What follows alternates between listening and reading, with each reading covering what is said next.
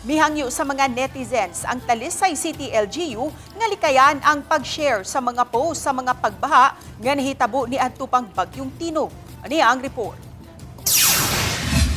Gipasabot ni Mayor Samsam Gulyas nga ang pagpasagad og post sa mga photo o video nga unverified o wala pa masusi kung tinuod ba o dili musangpot lang sa kabalaka o kaguliyang sa publiko ilabi na sa mga Talisaynon. Ang mga barangay nga nahimutang sa Mananga River nakasinati og grabing pagbaha atol sa bagyong Tino nga mibanla sa ilang kabalayan.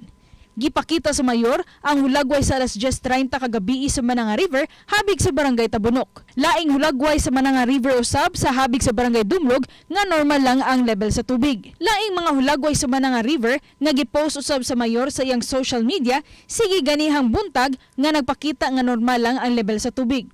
Gahapon sa hapon, nagtigom ang Talisay City Disaster Risk Reduction and Management Office aron kapangandaman ang epekto sa bagyong Basyang sa mga dapit sa dakbayan nga sagad bahaan ug makasinati og pagdahili sa yuta. Gahapon usab sa hapon, gisugda na ang pag-apod-apod sa City Social Welfare and Services sa mga food pack alang sa mga mulupyo sa Bukirang Barangay sama sa Manipis, Camp 4, Kandulawan, Haklupan, Maghaway ug Tapol nga sagad maapektuhan kung adunay pagdahili sa yuta. Ako si Orchid Lapinkaw, Balitang Bisdak.